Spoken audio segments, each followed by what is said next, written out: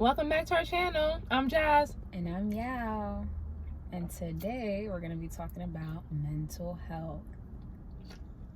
That better? I guess. So today we're going to be talking about mental health. The mental health world. Speak up. Your mental health. My mental health. Speak up. Everybody's mental health. So where do we start? So boom. Let me ask you this. When did you realize the severity of mental health, mental illness, mental awareness? When I guess more people started talking about it, and then I was just like, oh snap, or more people started being open with their mental health and how important mental health is, because it really does affect your day-to-day if you ain't right. I guess when I was younger, I didn't really think about mental health, mental illness, because I didn't really hear too much about it. But no ma'am, even though I don't remember it being discussed much, I could say that if I was to think about mental health or mental illness, I will think about it in regards to people that were really going through like serious life issues. But in reality, it could be me, it could be you, it could be your neighbor, it's anybody. It's children now. Not now, it's been children. Here's the problem. People tend to assume that children have nothing to worry about. Their life is good. What can you be stressed about? What issues do you have? You're a child. You don't know too much about life. And I feel like their issues are automatically just dismissed, which I think can just add on to the problems. Because I'm not saying I suffer from mental illness, but sometimes I just feel like extremely stressed out or just like sad but not depressed, and like, I'm not gonna name no names, but I've had an adult tell me like, you're fine, you're good, what could you be stressed about? And to me, that's disrespectful, and that's beyond dismissive, because it's like, you don't know what I'm going through. Because I don't sit here coming to you crying doesn't mean I'm not going through it. Everyone has their own issues, and everyone chooses to reveal those issues in a different way. But a lot of people are going through stuff. Some may be worse than others, but just because I'm not sitting here homeless, or I don't know what else can I be going through, or suicidal, doesn't mean I'm not having any type of issues as well. And to me, that kind of hurts my feelings when you try to dismiss me. But then it's so ironic, because the same person ironically has battled with like different types of mental illness, or claim they felt depressed. I never said I felt depressed to them, but I'd just be like, oh, I'm stressed out. And you're going to tell me, no, you're not, you're fine, you're good. Like, I feel like Black parents see it as like you're being ungrateful. Like with the Black community, period, with Black parents, they play down everything. I'm not saying all, but a lot of them, like if you were to come to them and say like, oh, this, that, and the other, like you good, go sit down somewhere, like go take a nap, or like whatever, like a nap. That's not like the nurse that treat everything with ice. But oh, you got a boo-boo, here's some ice. Oh, you got a headache, here's some ice. Like, taking a nap, no, there's a bigger issue out here. And also with Black families, they don't really like to talk about mental illness at all. What is that? But this person, it's so contradicting. It makes no sense, because they've talked to people, they've sat down with the psychologist. Is it called psychologist? Therapist, whatever you want to call them, and talk about their problems. But the minute I say I'm stressed out, I'm a joke. Like, you're fine, you're good. But I'm like, how can you sit here and talk about you being depressed or knowing what depression feels like? I think it's also because they feel like you haven't lived so much life yet. What do you have to be depressed? You got this house over you got a house over your, a roof over your head. You got clothes on your back. And I'm like, just like, what is it called? Material items doesn't give happiness. There's people out here with some of the best lives you can ever think of going through it. What is that saying? It says money can buy you a more comfortable like way of life, but you're still depressed, like Look at or sad. Anthony Bourdain. I forgot all People, about him. I guess they would assume, oh my God, look at him. He has a lot of money. He's traveling the world doing such great things. He has his own TV show. The show's doing good.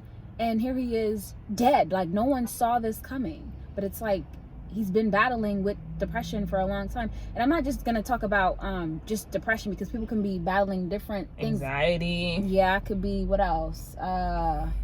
Maybe being bipolar. I don't know. Oh, I have no, like, I'm not gonna speak on that because I don't know nothing about it. PTSD. I don't know nothing about that either, but These issues are real. people, yeah, struggling. Mm-hmm. And for people to be playing down, okay, all right, like, yeah, but I want to touch on anxiety. I'm not gonna lie, when I've heard about anxiety for a long time, but it's like, I just thought like, oh, like someone's nervous, but I'm like, there's a huge difference between being nervous and having anxiety, because I felt like I had anxiety before, but it may not be to the same level as someone else with anxiety. But as I got older, I've experienced anxiety, but other people watching me from the outside, they're not gonna see it as anxiety. It's not gonna show. Some people may, what's the difference between anxiety and having a panic attack? Is that the same thing? Is a panic attack derived from anxiety? I don't know, so I'm not gonna tell you the wrong information. I'm gonna sit here and make up my information. Okay, but I did have, I had this friend who in the beginning of college would say that they had anxiety. I'm not gonna say I took it as a joke, but I kind of didn't take it as serious, but I didn't verbalize this to them. But they would talk about being anxious, and to me, I'm just like, I don't get it. Like, yeah, I get nervous too when I have to present. I get nervous too when I'm dealing with this. And I just thought they were extremely kind of exaggerating and kind of dramatic. But I'm like, as I got older and I started experiencing these things for myself, it's just like this is real. Some people now, for example, like we've discussed, Summer Walker, she suffers from social anxiety. I don't blame her. What irritates me the most is people, like, they're making fun of her. She said she suffers from anxiety and she'll be taking a break, or she's done making music, whichever one it was. It doesn't matter.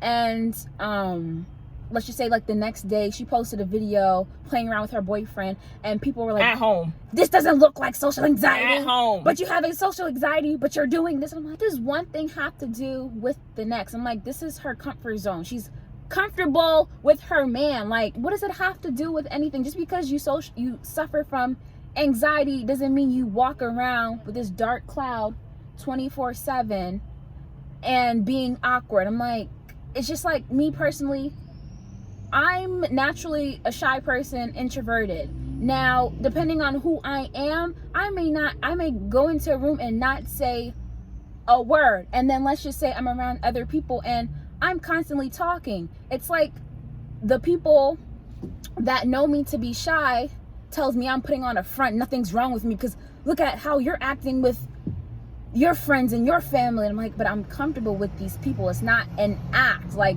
if I'm telling you I'm suffering from something, this is real. Like, and for them to say this is not what social anxiety looks like, to me, it's like, who are you to say that? And what experience have you had with social anxiety to diagnose her or to undiagnose her? None.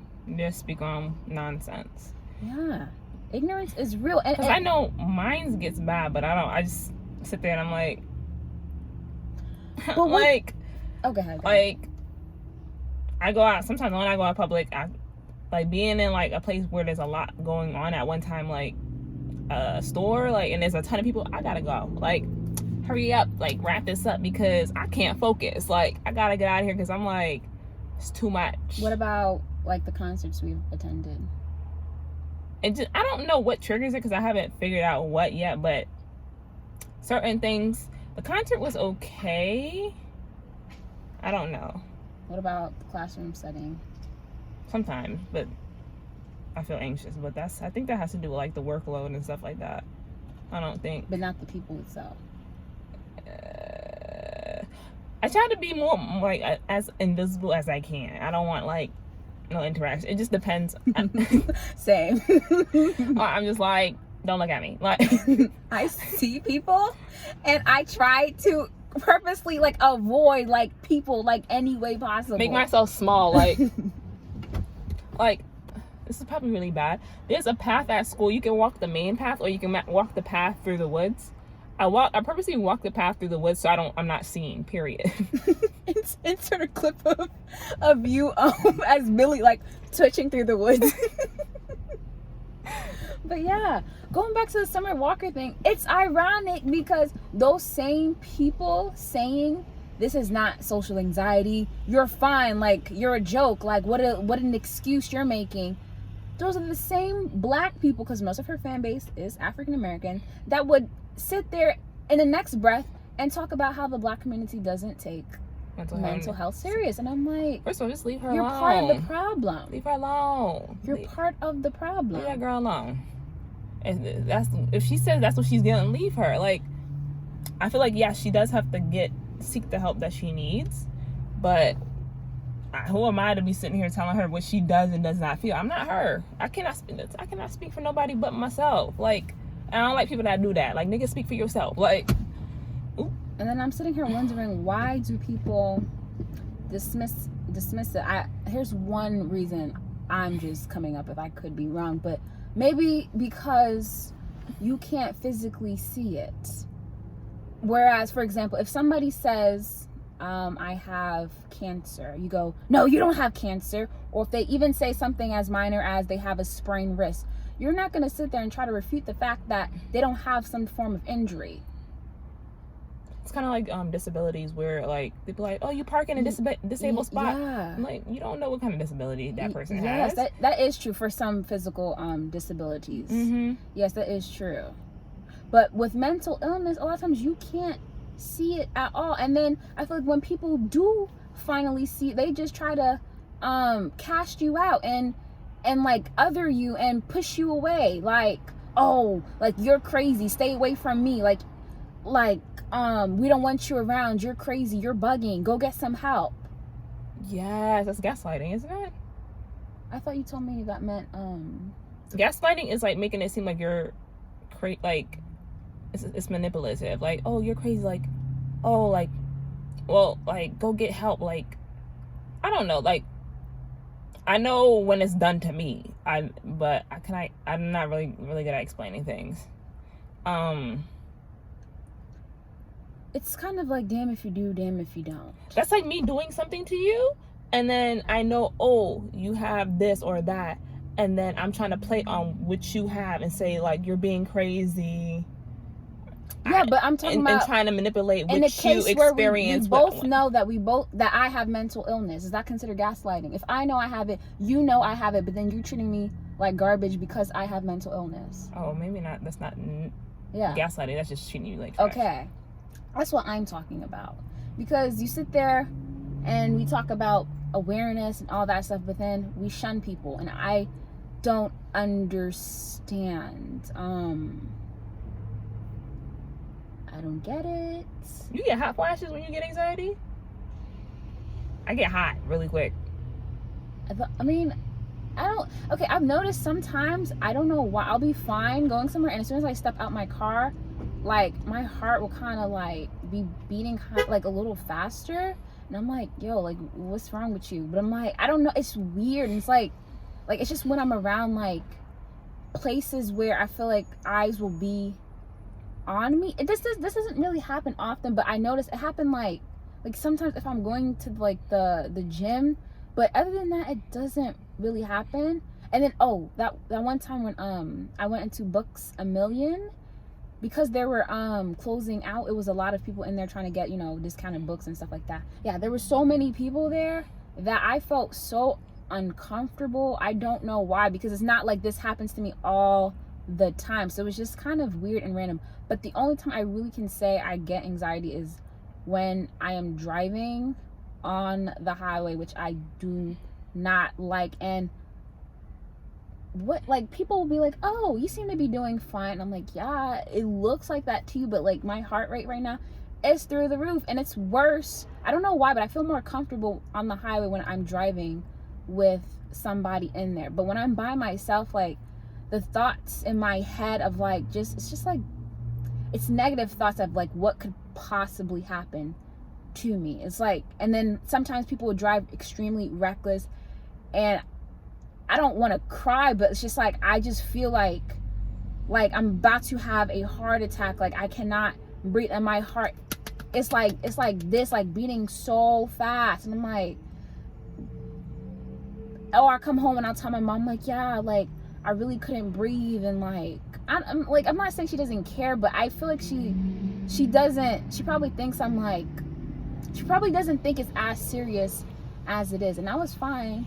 I never had this until I got into the accident. So within the mental health like area, there's a thing where people like to say like, I feel you, or like, I know what you're going through. And I feel like or people like to compare experiences, and I feel like experiences aren't really comparable. Like, yeah, they might have along the lines the same general experience, but I'm like, you can't sit here and be like, oh, this person has it worse than me, or I shouldn't be complaining because this person, I don't know, has a lot of stuff going on, because each experience is is specific to each individual, and that's all you know. So yeah, this person may have had it worse, but that's their experience, and that's individual to them. Yes, there might be people with a like experience, but I'm like, when that's all that you have experienced and that's the worst of it, there's no comparison, because everybody,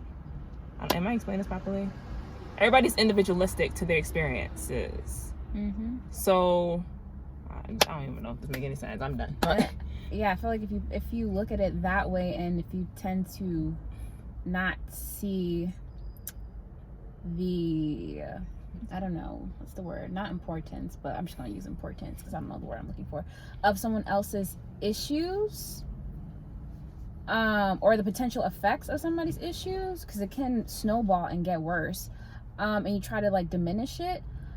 I feel like that just adds on to the problem. It's like me saying, in life, no matter how good I think I'm doing, there's always going to be people doing better than me, and there's always going to be people doing worse than me. So it's like that for every single person. So it's like, if no one should complain because there's people doing worse and you have things still going for yourself, if everyone thought that way, then no one would talk about mental illness at all. And I feel like the issue would be even worse than it is today, because even though we talk about it, I feel like there's so much that needs to be done. And a point I want to make is, well, everyone has different reasons to why certain issues may arise, but I feel like one particular reason is generational curses that people refuse to acknowledge and just sweep under the rug. That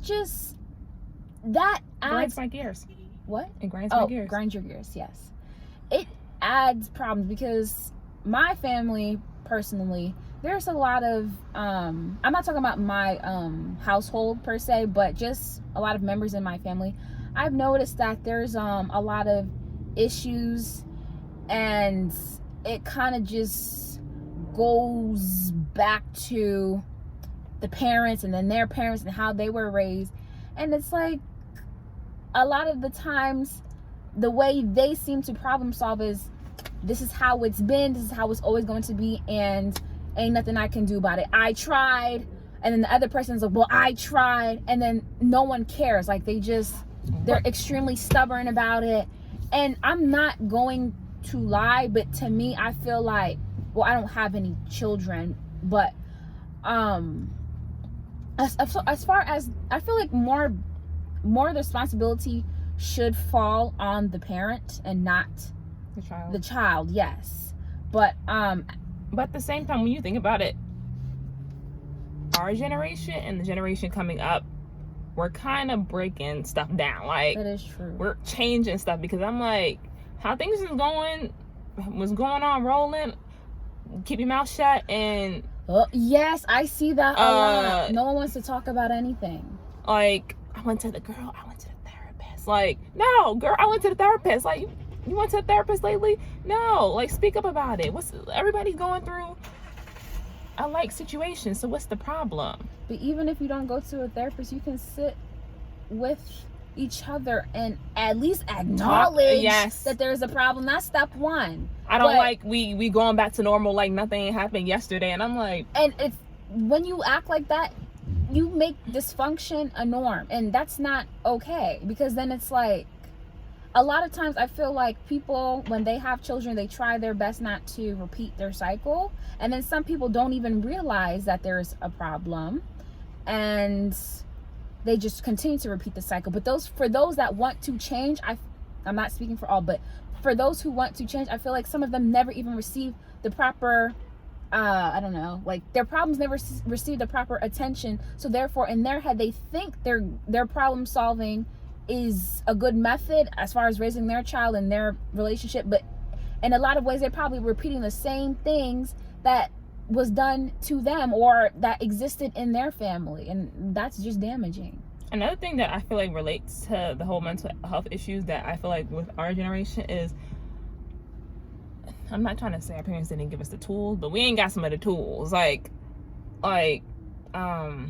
so mostly our generation grew up like, okay, you have to go to college to be successful, which getting your education is important, but I don't feel like, okay, we were raised since a young age to be programmed like college, like after high school, college, instead of your parents saying, okay, what do you like to do, and then direct you in that direction where you can make money going down that pathway. Does it make sense? Mm-hmm. Because everything don't need school, but getting your education is important though. So it's but I don't know. Do what you need to do for you and nobody else but you. And then some people have literally no one. And if they have people, if those people are not understanding or empathetic, then you might as well have no one, because you have literally no one there for you that's understanding. So I'm like, that's even more, I don't know, like that's more of a setback to me. That concludes this video. Make sure to like, comment, subscribe, and share, please. Thanks for watching. See you next time. Bye.